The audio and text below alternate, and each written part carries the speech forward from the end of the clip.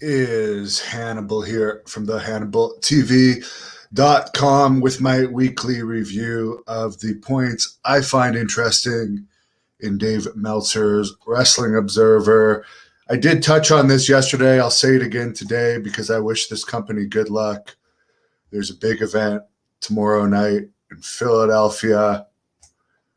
I was supposed to cover this for the Hannibal TV, but sadly, because the drive-in border is closed for Canadians to come to the U.S. right now, I can't make it. But ECW Arena tomorrow night, it's going to be an amazing show. Battleground Championship Wrestling, and I hope to be there for their follow-up event in December. Hopefully, things will be more back to normal by then. I'm really disappointed. I'm missing that. But I did get to interview Tony Atlas tonight, who is in Philadelphia, because there's also an Icons of Wrestling convention at the ECW Arena. Tomorrow, I think it starts at 10 a.m. He's in town for that. And I suggest people listen to that interview. His Wi-Fi wasn't the greatest for the first part, but it steadily improved as the interview went on. And he was very entertaining. So let me get into the Wrestling Observer news that I find interesting. Of course, you can buy the whole Observer if you want more details. This is very interesting. WWE and AEW are both running the UBS Arena pretty much with like 1 week in between. Raw is running it on November 29th, and there's less than 1,000 tickets sold. AEW is running it on December 9th, and they have 5,500 tickets sold in the first day. So I'll quote Dave Meltzer here. He said, "Houston, we have a problem." End quote. I'll agree with him on that. And I will have to admit this, no matter what I say, either the WWE trolls are going to be mad at me or the AEW trolls.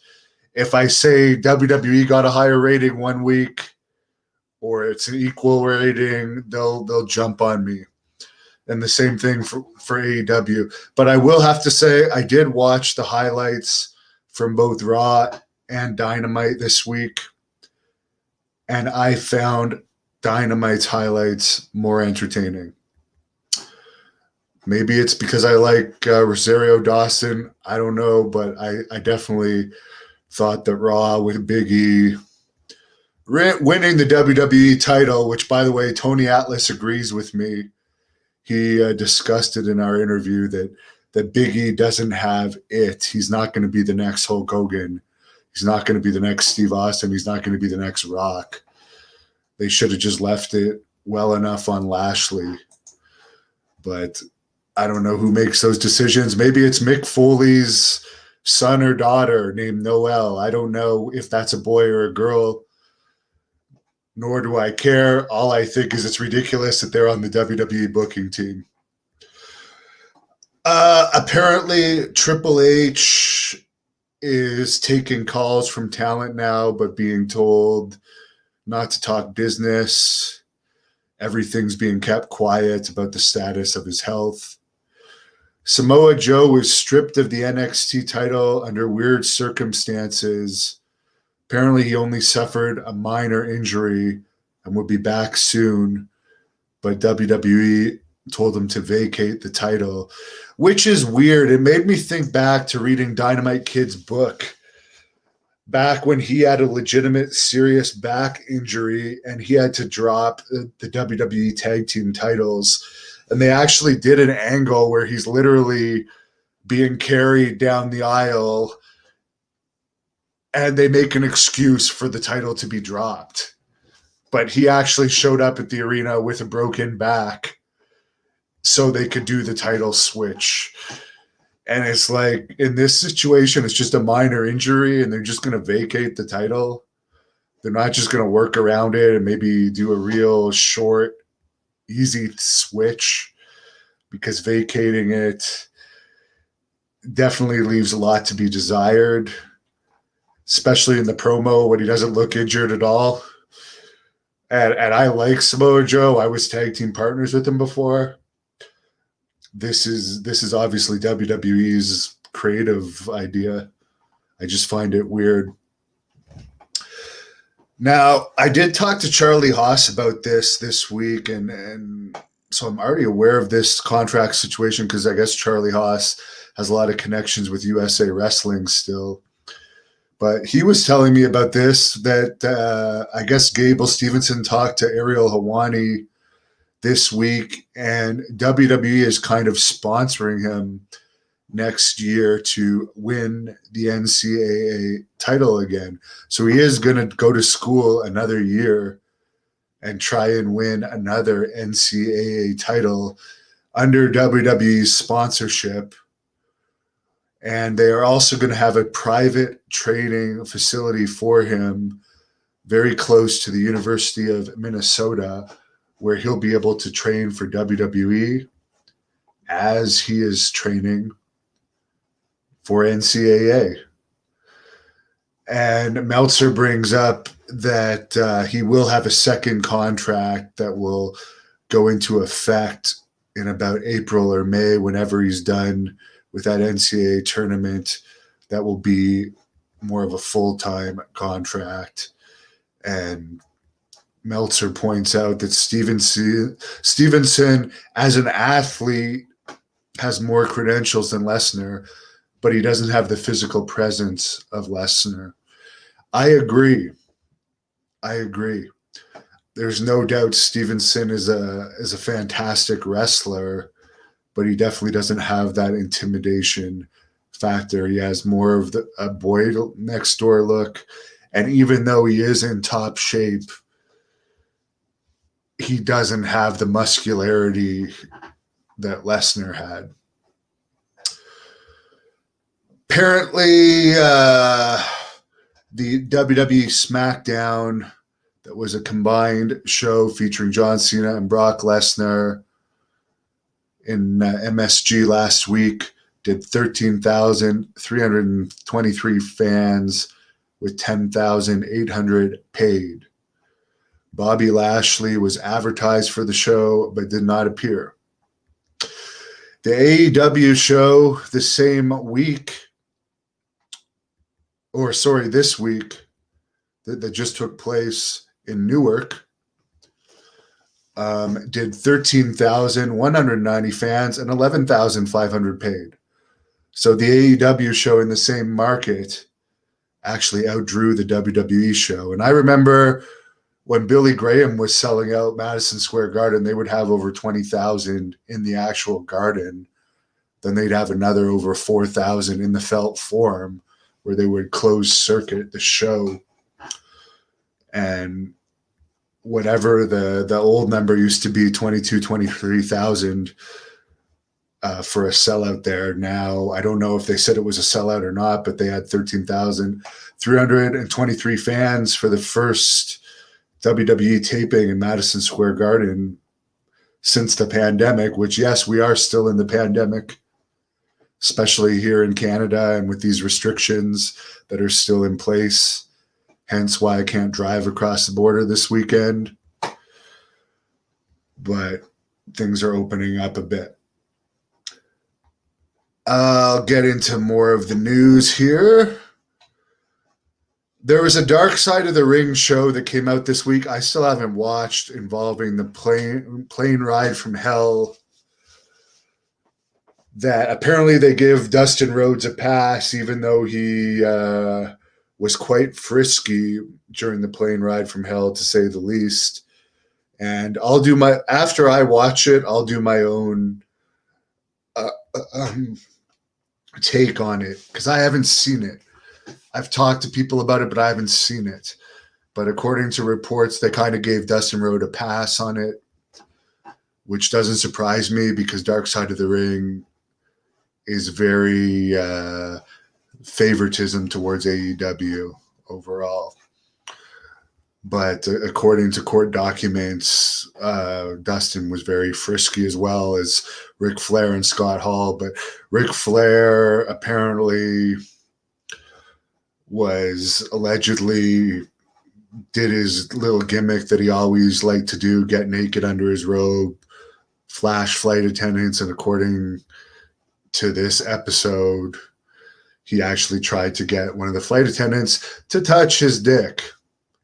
And because of this, Car Shield campaigns, which were featuring an ad campaign by Ric Flair, has now pulled their advertisement, and they've said, quote, "We take these matters very seriously. As of right now, we are pausing the campaign, and we will do our due diligence pending additional investigation and decisions." End quote.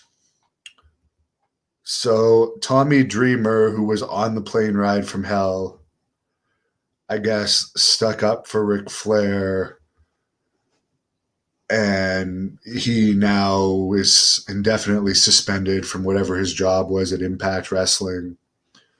I don't follow Impact. I think it's a shitty company. So I really don't know what he was doing for them, but apparently it was a fairly high up position. I have nothing against Tommy Dreamer.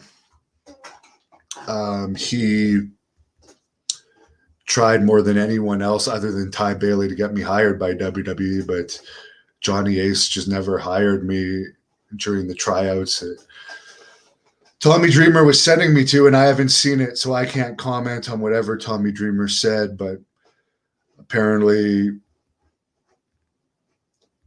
he said something that pissed people off, and now he's being suspended and getting all kinds of heat.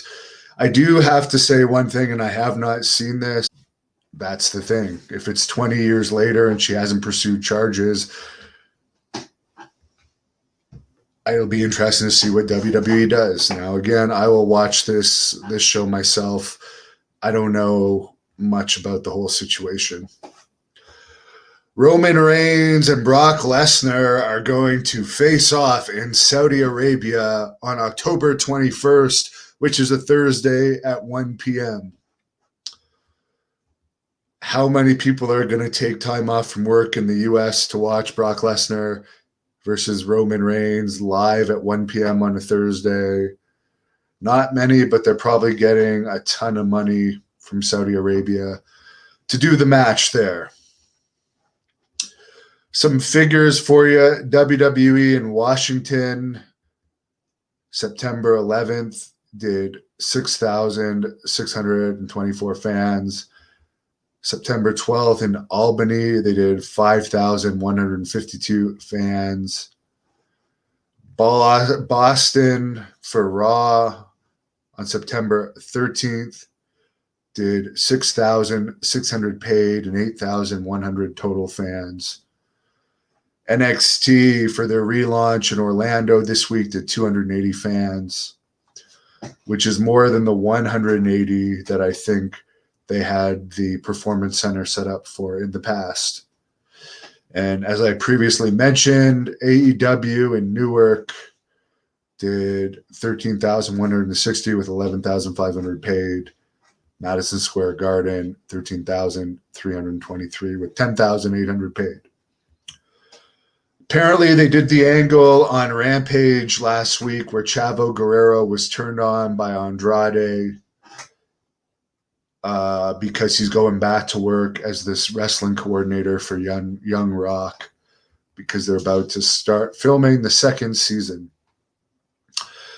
I personally think Chavo Guerrero is very overrated. I have posted a bunch of videos of him on not just my channel, but other channels. And he gets like hardly any hits. He's not popular at all online. He has the Guerrero name. I think that's about the best thing he has going for him. He was most entertaining to me when he had Pepe in WCW, and it's all been downhill from there, in my opinion.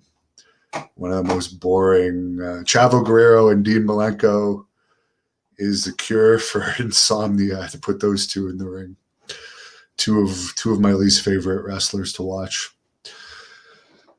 Speaking of boring products, Meltzer brings up, while wrestling is looking strong, Ring of Honor is clearly the coldest it has ever been, with lack of interest both in polls and attendance.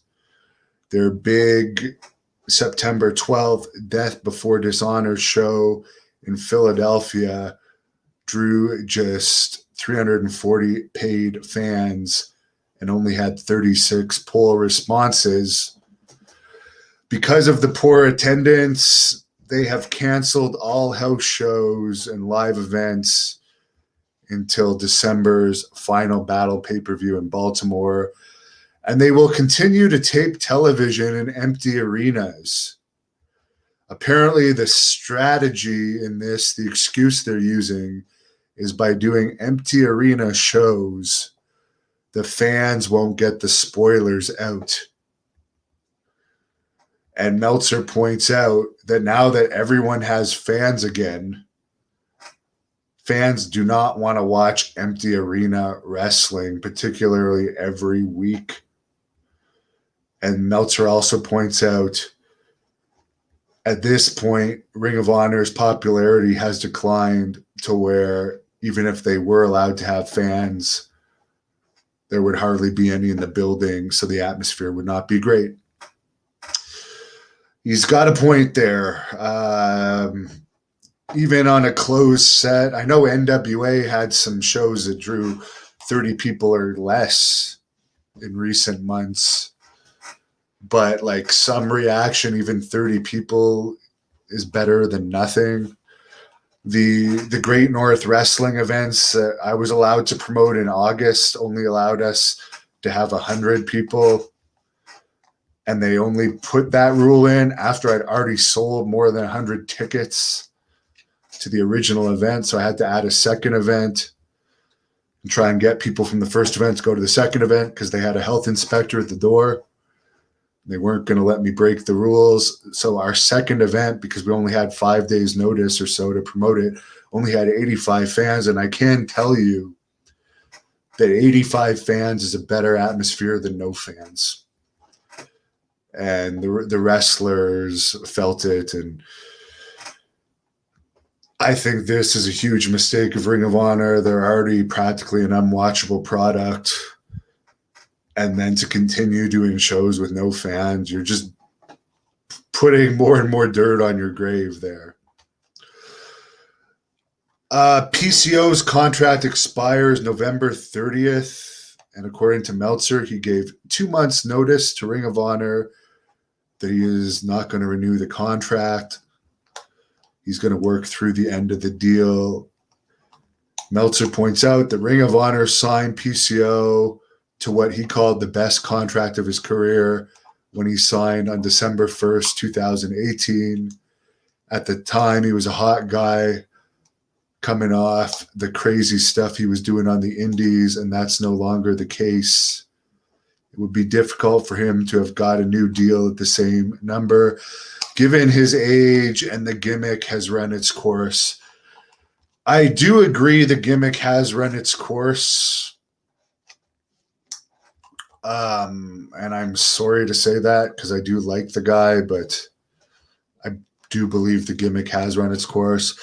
But I also believe that he will be signed by AEW because, as I mentioned, when this news first came out, he personally told me that there was interest in him from AEW around the time he originally signed with Ring of Honor. But because of his age, he wanted to go somewhere that was already like in operations. And they apparently signed him to a 6-figure deal. So at one point, they even made him Ring of Honor champion. And I'll tell you how terrible the booking is in Ring of Honor. And at one point, they had some guy, Marty Squirrel, or something like that. He had sex with like a 16-year-old when he was 27. Now he's been pretty much canceled. But they had him booking, and A lot of bad bookers there, but they made him Ring of Honor champion, and he got it front page news in Montreal. He went to a Canadiens game. They announced him as the Ring of Honor world champion at the Canadiens game. The whole crowd popped for him. Montreal and Quebec is a place where they will support one of their own. And Ring of Honor had not had a great crowd at that point since the Madison Square Garden show, where originally Cody Rhodes and the Young Bucks and all those other guys were going to be on the card. But by the time the show happened, they were not working for Ring of Honor anymore. But my point is, why I'm bringing this up is the dumb booking by Ring of Honor. They could have gone to the Verdun Auditorium or the Pierre Charbonneau Center. Both of these places hold like 4,000 or 5,000 people in Montreal, and they could have sold out with PCO as the champion.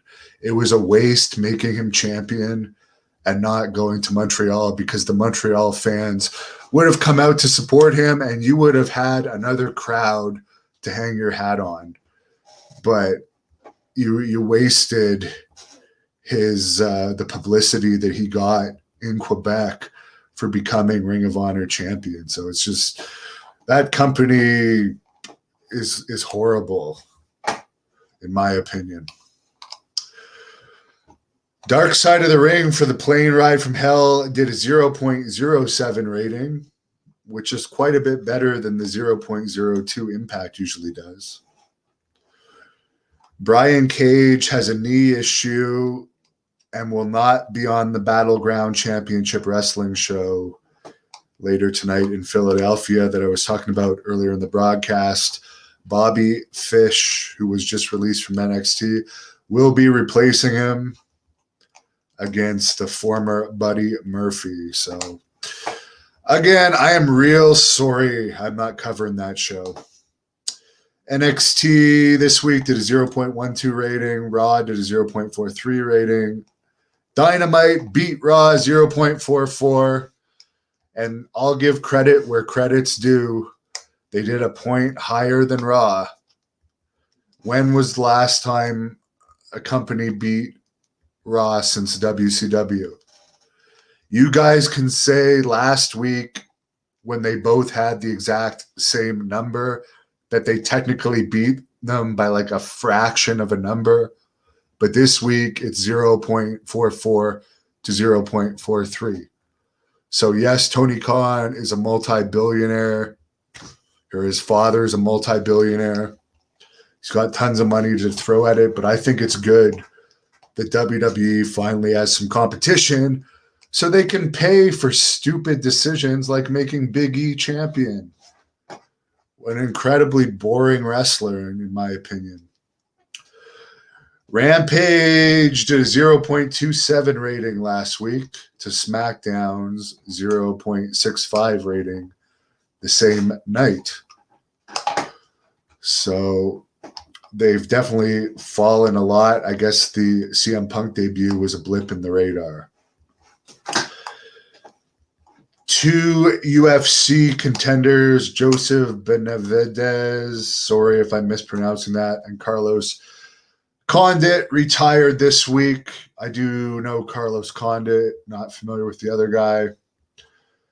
Conor McGregor got in an altercation with Machine Gun Kelly prior to the MTV Video Music Awards, September 13th. The story that TMZ put out is McGregor asked Kelly for a photo. Kelly blew him off, and McGregor threw a drink at Kelly. Security grabbed McGregor and his cane, which he needs help to walk with after his broken leg went flying. Photo came out with McGregor being held back, attempted to throw a punch at Kelly, who was much farther away than McGregor could have reached. McGregor denies he was trying to throw a punch at Kelly. Apparently, they've made up since. I do have to say I did security for Machine Gun Kelly once at the Algonquin College Theater. here in Ottawa, and a fan ran on the stage, and I got to remove the fan from the stage, which was a lot of fun. I always love tackling and throwing out fans. But other than that, I think maybe he's become more popular since then. I forget how long ago that was. I'd have to look it up, but it seems like it would have been almost 10 years ago, or maybe it would have been around 2016 now that I think about it. 2015, 2016-ish. I don't even think there was 1,000 fans at that concert. So it's definitely good publicity for Machine Gun Kelly to get in a little tussle with Conor McGregor. Jake Paul says he wants to box George Masvidal next because he's got a name and talking ability, but he figures Dana White will not allow that. Because he said, quote, "Your fighters can't box for shit," end quote. He's great at talking trash. Apparently the Triller pay-per-view, which had Ortiz getting knocked out by Silva in the first round last weekend, and Donald Trump commentating the Vitor Belfort knocking out Evander Holyfield in the first round, it only had 150,000 buys. So everyone's estimating that is a gigantic failure based on what they paid everybody. The exact purses have not come out yet, but Donald Trump, for one, has said he was paid a huge amount of money to commentate the Holyfield match.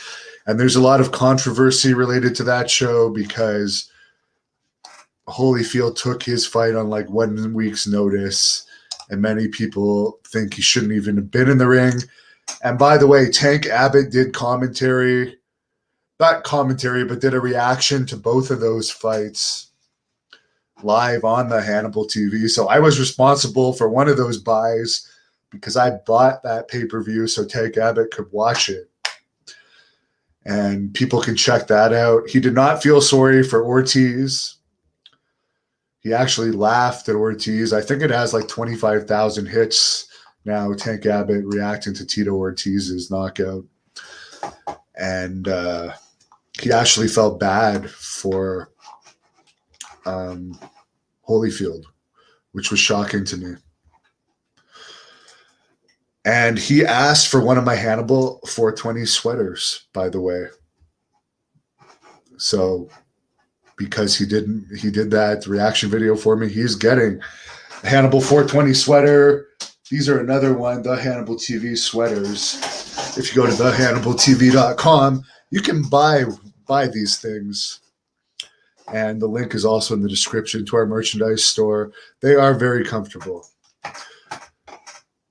MCRUE78 tips me $9.99 and thanks me for everything I do. Wishes me more success. Well, I thank you. Every little bit, every little tip helps. It adds up to my payment, allows me to pay for more interviews. I was talking a lot about the plane ride from hell earlier. Sean Stasiak is actually doing an interview with me on September 30th, a career interview with me.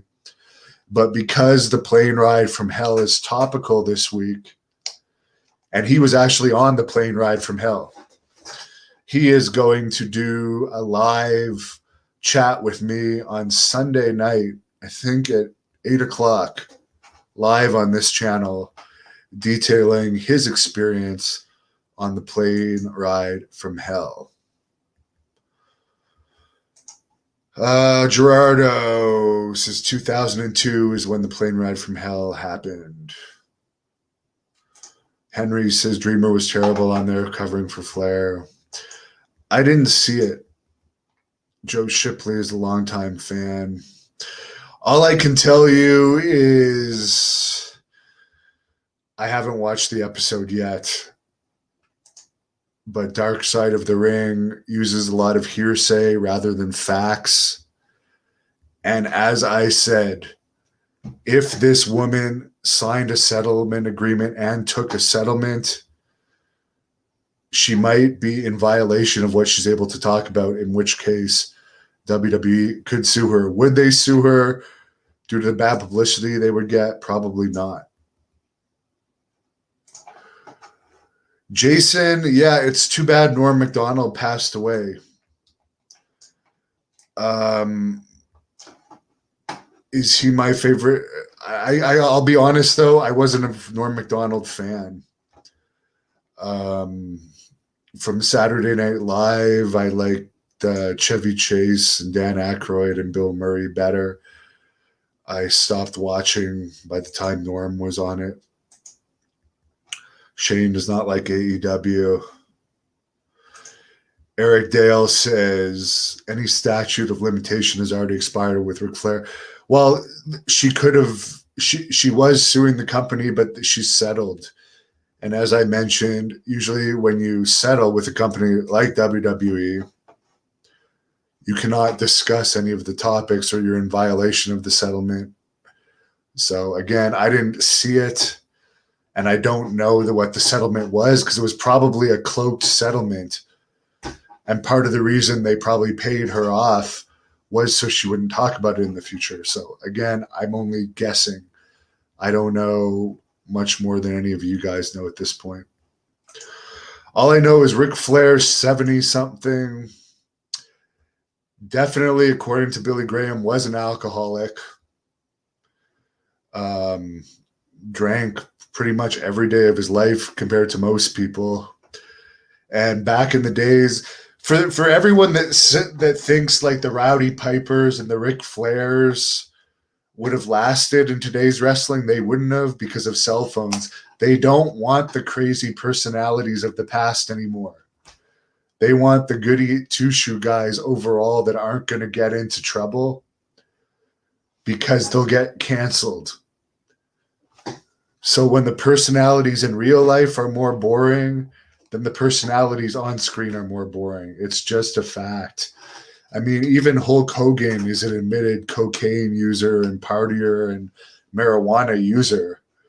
As much as the goody eat your vitamins, train, say your prayers persona he showed for a while, he was a partier and he had a wild side. So, I mean, the wild people translate into entertaining characters. Jason says that I am a good guy. Thank you.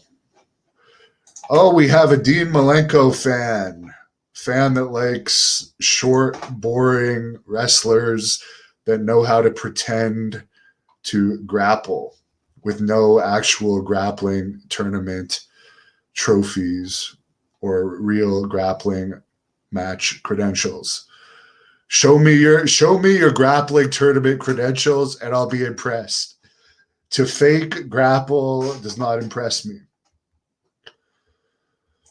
Robbie says Dreamer is just suspended currently. No, BC, Norm Mcdonald, the comedian, died. Old school fan says the internet effed wrestling. I don't know about that. There's still possibilities where wrestling can be entertaining out there.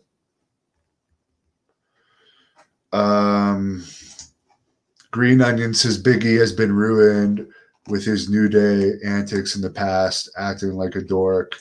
He sucks as the champion. I just think he sucks and is boring. I was around him in real life and he seemed very boring. And like, I asked him to do a short interview with me and he's like, no, I don't feel like it. It's like you're there. It was an Iowa Hall of Fame thing. Everyone did an interview with me that was there that weekend. It was like to promote the Iowa Hall of Fame. It's like, you want people representing your company that like to do interviews. This way they're going to do as many interviews as they can, promote the company, not like boring, lame people. And as a wrestler, I also find him boring. Sorry. Jason says Scott Hall is a scholar and a gentleman.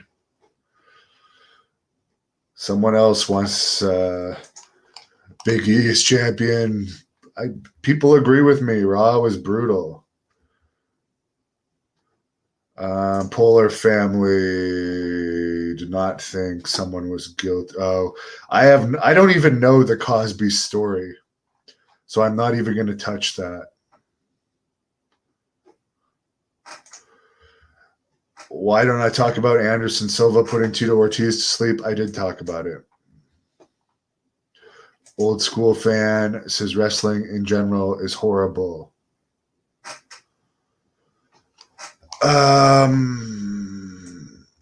UFC is a thing, you know. Well, I'll be honest with you. Wrestling still gets way better ratings than UFC. The pay-per-views involving the big stars do better than the wrestling pay-per-views overall. Not all of them. But UFC has a big problem right now. Their biggest star is still Conor McGregor. He's their biggest drawing star. And he's far from his prime. Glenn says it's the plane ride from hell was 18 years ago. Now it's time to get in trouble. Louis says, Father God, have mercy on all of our souls for glorifying evil. Big 21 says, good times.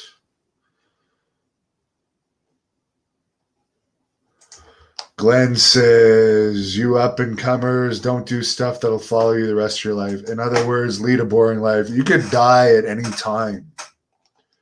Okay? I've already had defeated Hep C in my life. I've had cancer issues in my life. I was stabbed in the face and almost died from blood loss. Thank God there was a off-duty paramedic there when that happened. But you can die at any time, so I would say live your life.